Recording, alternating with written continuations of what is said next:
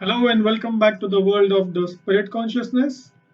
This is the third part of Module 8, which deals with the astral life when the physical body is asleep. In this particular section, we'll be discussing about awakening in the astral plane.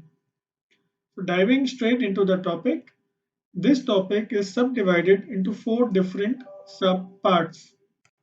1. Awakening to the astral plane, the methods of awakening, an awakened child on the astral plane, and how once awakened to the astral plane, one remains so.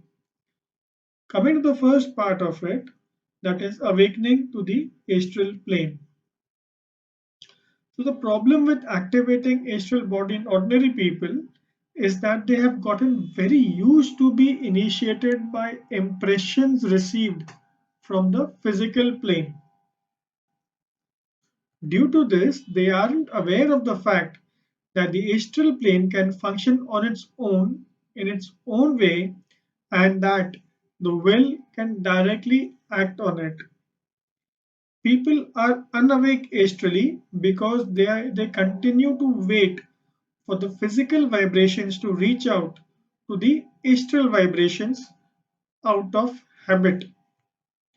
Therefore, the individual may be awake on the astral plane but not awake to it. As a result, even if awake, she is hardly conscious of the surroundings. So let us see what are the methods of awakening on the astral plane.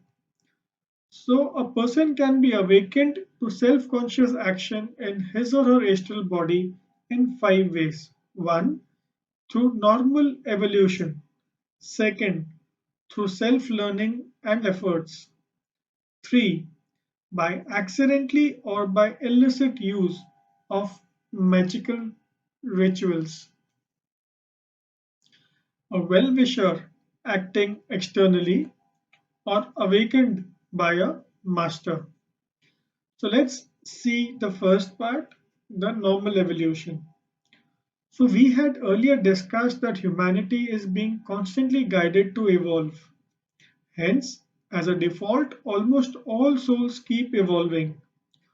Doing virtually nothing also assures progress. However, this progress is a very slow one. The other way is through self-learning and efforts. So the person himself or herself can understand the situation factually and make the required consistent and focused efforts. That is to clear the fog from within and eventually win over the habitual inactivity. The individual needs to decide before sleeping that when she or he withdraws from the body, she wants to waken or see something or be able to do some helpful task. This process can speed up the natural evolution process. So it is advised that the person should first have evolved a good common sense and moral character. This is for two reasons. She or he may make wrong use of the powers, or she or he may have a strong emotional impact from a fearsome force and may not be able to understand or control the forces. Now, the awakening in the astral plane can also happen accidentally or through the illicit use of magical rituals. So, it can happen either by accident or some magical ceremonies. It may so happen that in such cases, the wheel is left in a state where it can never be completely closed again. This can happen through accident or through illicit use of magical rituals. Examples of this can be found in this book, Bewitched Life by Blavatsky, and in Zanoni by Lord Bulwer Lytton. So, a well wisher can also act externally to awaken a person on the astral plane. So, well wisher may act externally on a closed shell which surrounds the person and raise him or her to the higher possibilities. Usually, such an instance occurs only when the well-wisher is very sure that the individual being awakened has the required qualities like courage, devotion, and other parameters required to do the helpful task. There is a huge requirement for helpers on the astral plane. Thus, every potential individual will be awakened as soon as she or he is ready. Then, awakening by a master. So, in the case when an individual finds a master and becomes his pupil, she or he is awakened from the sleepy state on the astral plane and its realities. She or he is made to learn from them and work with them. Hence, the person's sleep is now an active period spent during helpful activity. This doesn't disturb the healthy physical body, which is tired and resting. So let us see how is an awakened child on the astral plane. A child too when awakened on the astral plane sees its astral body develop very quickly. Then in a short time it occupies a position only slightly minor to the awakened adult. The child's astral body is much more useful than that of the wisest unawakened man.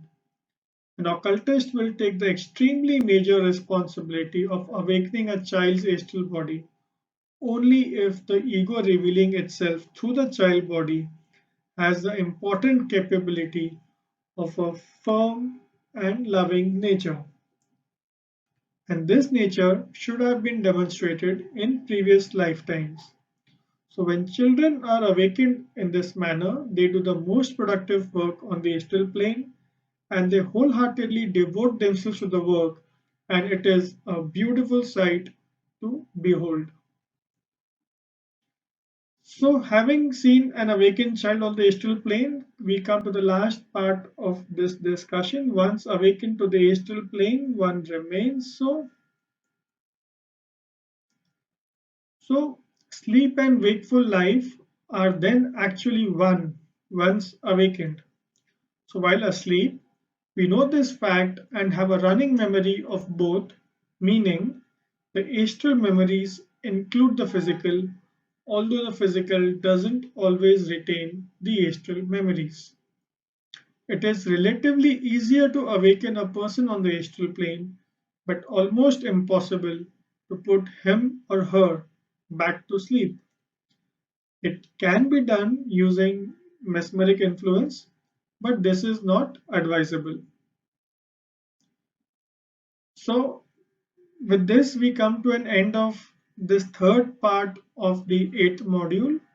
In our next module, which is the last of this eighth module, we'll be discussing about sleepwalking and trance. Stay tuned.